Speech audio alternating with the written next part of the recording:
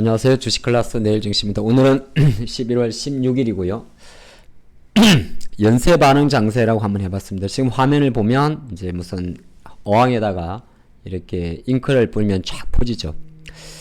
이제 시장 장에 대한 성격을 말하는 건데 엄청 장이 좋을 때 이제 나타나는 현상입니다. 연쇄 반응이란 건 뭐냐면 어떤 사건이 발생을 했을 때 그 사건에 대해서 움직이는 종목들의 연관고리가 많이 이어지는 걸 말합니다. 먼저 예를 보게 되면 오늘 한국에서 약간 개별적입니다만 이런 이슈가 있었어요. 우리가 와인이나 이제 맥주를 말하는 건데 출입법 개정 관련해서 이제 와인이나 맥주를 온라인으로 판매 가능한 거 아니냐 그런 이슈가 잠깐 나왔습니다. 물론 아직까지는 거쳐야 될 과정은 되게 많죠. 뭐 여러 가지 이야기가 나올 수 있죠. 소비자 편익 면에서도 가능할 수가 있고 대신 이제 또 단점도 있겠죠. 왜냐하면 아시겠지만은 미성년 주류 접근 차단에 대해서는 우리가 온라인이다 보니까 뭐 누군가의 부모님이나 누군가의 성인의 신분증이나 소셜 계정으로 주문을 할 수도 있는 부분이고 그리고 또 소상공인의 반발도 당연히 만만치 않겠죠. 예, 그런 상황이 있고 근데 아마 출발점 자체는 와인 쪽에서 시작했을 거예요. 예, 약간 와인 FF에서 아무래도 독과점 구조가 좀 많다 보니까 와인 수입 유통사이겠죠. 그래서 이제 이것도 민원을 넣겠죠. 우리도 좀 온라인 판매 가능하게 열어달라. 근데 한국은 지금 제가 알아보니까 예외적으로 전통주에 대해서는 2000년 전후에 허용을 해놨습니다. 좀 일정 허용이 되어 있는데 그래서 우리 가끔 보면 막걸리 같은 건 주문이 가능하죠. 예. 자, 그래 있는데 그래서 보니까 이제 해외 쪽에서는 한번 사례가 좀 있는 것 같습니다. 이거는 상당히 큰 이야기. 이게 지금 핵심은 아니에요.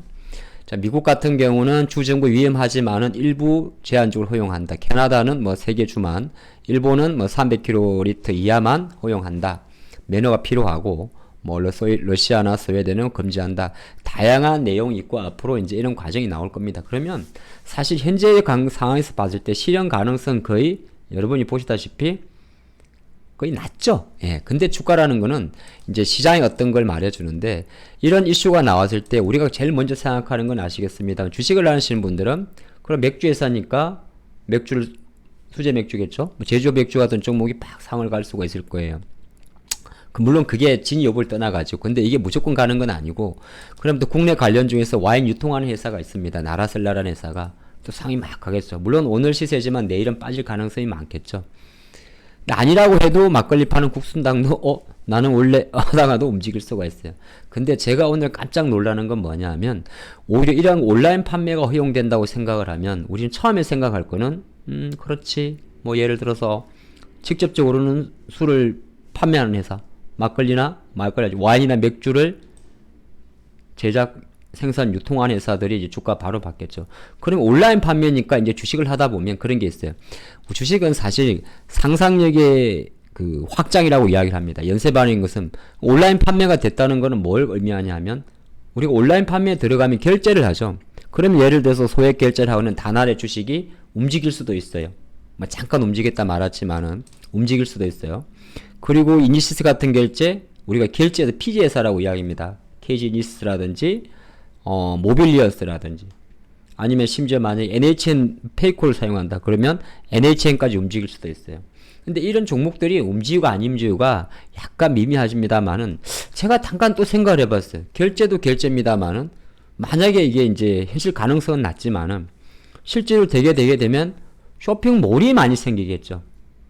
오프라인에서 팔라 그러면 가게가 있어야 될 거고 온라인에서 판다 그러면은 뭐가 생기게 돼요. 물론 이제 카카오 쇼핑이나 네이버 쇼핑의 플랫폼을 열겠죠. 근데 그 상점에 열면 그걸 열 때 또 그거를 열게 만들어주고 시스템 트래픽을 관리해주는 회사가 있겠죠. 그러다 보니까 그런 회사가 이제 카페24 아니겠어요? 우리나라 최대 온라인 쇼핑몰 구축 유통 웹 호스팅 업체입니다. 그러니까 이게 갑자기 왜 다 오른 시세를 가지고 왜 이렇게 말씀을 드리냐면 이런 현상이 그러면 항상 나오느냐? 물론 항상 나올 수는 있어요. 근데 다른 한편으로는 주식시장에서 지금 생각해보니까 뭐 짜 맞춘 듯이 이렇게 움직이지 않습니까? 움직였죠. 근데 이런 장이 나올 때는 어떤 장을 말하는 거냐면 시장의 성격 자체가 이렇게 연쇄 반응 장세를 보여줄 때는 그만큼 어떤 시장의 전체 분위기가 좋을 때를 말하는 겁니다. 뭐 환경적으로 금리에 대한 부담감이 좀 내려갔다든지 아니면 통화에 대한 환율이 내려간 거 하루 어려전 내용인데 그만큼 장이 좋다 그렇게 보는 거고 또 하나 보는 방법이 뭐냐 하면 그러니까 이게 꼭 시세 오늘 많이 움직인 것도 있습니다. 어떤 호재에 반응하는 속도가 빨라지고 이럴 때는 우리가 말한 ADR이라고 이야기를 해서 이렇게 ADR이 보통 100% 이상으로 코스피가 지금 116%까지 올라오죠. 100% 이상으로. 압도적으로 종목이 지수보다 종목이 좋을 때 나타나는 현상입니다. 코스닥도 마찬가지죠. 100%까지 오죠. 그래서 이제 이게 오늘 내일 증시의 그 인사이트는 뭐냐 하면 ADR이라고 이야기를 해서 우리가 하락 대비 상승 종목의 비율이 100% 수준으로 올라오면 어떤 이슈가 나왔을 때 움직이는 그 팝업 효과가 생각보다 큽니다.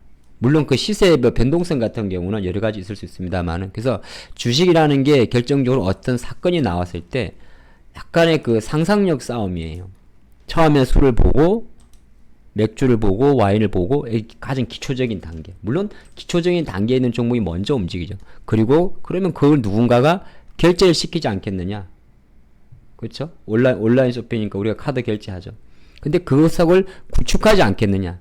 이게 이제 주식을 하다 보면 그런 쪽으로 쭉쭉쭉쭉쭉 갈 수가 있어요. 그리고 최근에 좀 당의 특징이 그런 것도 좀 있기 때문에 뭐 종목들이 생각보다 팍팍 움직인다는 거는 뭐냐 하면 장의 추도주가 있고 장의 힘 자체가 좋을 때 이렇게 퍼져나가는 연쇄 반응 장세가 대표적인 강세제의 특징입니다. 그거 하나 정리하고, 두 번째는 과연 배터리는 언제 올라갈까에 대한 이야기인데, 이제 17일날 에코프로 머티리얼즈라는 기업이 상장을 해요.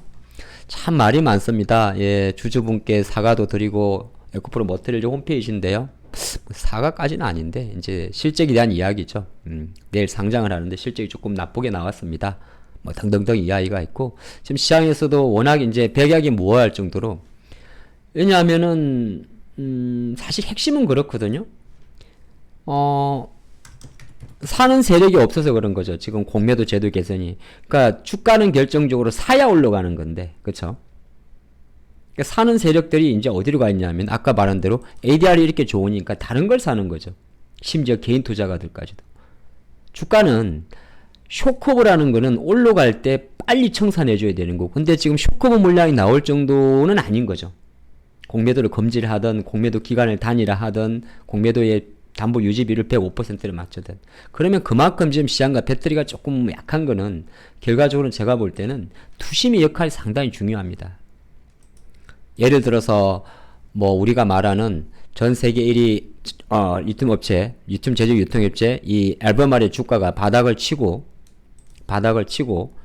치단 말은 좀 그런가요? 일봉으로 보게 되면 어느 정도 바닥에서 약간은 이제 하락세가 좀 멈추는 것 같습니다만, 이 하나만으로는 판단 안 할 거고, 그럼 많은 투자분들은 다시 또 리튬 가격을 두드려 보겠죠. 그렇다고 리튬 가격, 그러면 이렇게 볼 수가 있어요. 그렇다고 해서 뭐 다른 섹터들은 뭐 강하느냐? 그렇지도 않거든요. 근데 유독 지금 현재 상태에서는 배터리만 빠져 있지 않습니까? 그거는 제가 생각할 때는 불확실성에 대한 기피적 성향이 좀 큽니다. 그리고 또 하나가 과연 그 이벤트가 어쩌면 어쩌면이란 건 항상 생각할 수 있는 건데, 지금은 에코프로라든지 이런 그룹주들의 주가가 압도적으로 날아갈 수 있는 전체적인 분위기는 아니죠.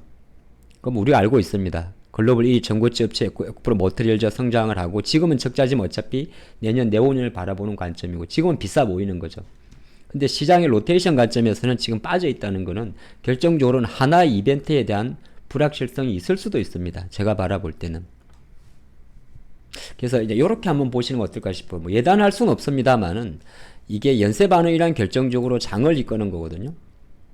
시장은 전체적으로 하락에 대한 이슈보다는 상승에 대한 이야기가 많은 외부적인 환경에 있고, 그런 상태에서는 코스닥이든 코스피든 이제 내일이 될 것 같은데요. 내일이죠.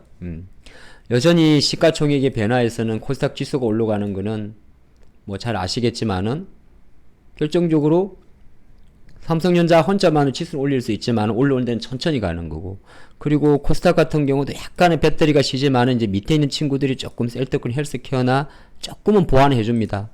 근데 이 시가총액 비중을 놓고 보면 아직까지는 아니거든요. 과연 저는 되게 궁금한데, 여러분도 궁금할 것 같아요. 내일 상장하는 에코프로 머티리얼즈의 주가와 에코프로 그룹주의 커플링이 나올지, 아니면 가끔 그런 이야기 들 때가 있죠. 새벽이 오기 전에 가장 어둡다. 무슨 말이냐? 악재가 나올 거라 생각하고 실제 악재가 열렸을 때 악재의 확인.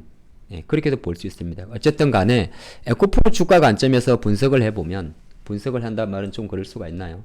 그냥 가격적으로 놓고 보면 에코프로가 다시 만약에 65만 원대 초반으로 내려간다면 거의 생각보다 하반기까지는 어려울 수 있습니다. 그쵸? 뭐 주가가 안 찌면서 그런 거죠. 테슬라와의 주가 연동성 간의 관계가 있든 없든 간에 어떤 바로 밑인 대표적인 글로벌 1위 전기차 회사의 주가가 20%가 반등했음에도 불구하고 투심이 돌아오지 않는 거니까 그 투심은 결과적으로 신뢰의 문제거든요. 저는 그렇게 봅니다. 현재 상태는 그렇다는 겁니다. 그래서 이 관련 기업들이 현재 주가 수준으로 다시 단방에 이렇게 가기에는 업황이 더딘 건 알고 있는데 많은 투자분들은 급등에 대한 목마름보다는 조금이라도 남들이 5% 반도체가 10% 오를 때 1%, 2%는 올라줘야 되는 상황임에도 불구하고 오르지 못한다는 것은 한편으로 놓고 보면 아까 잠깐 봤던 데 마찬가지로 투심이 작업을 하는 부분이고 결정적으로 화려한 대비를 하든 못하든 별개 이슈가 될 수도 있을 것 같습니다. 예단은 건물이지만은 충분히 제가 한 가지 생각하는 부분은 오히려 악재는 시장에 터뜨려지는 게 악재 해소가 될 수도 있습니다. 한번 지켜보시죠. 여기까지 하겠습니다.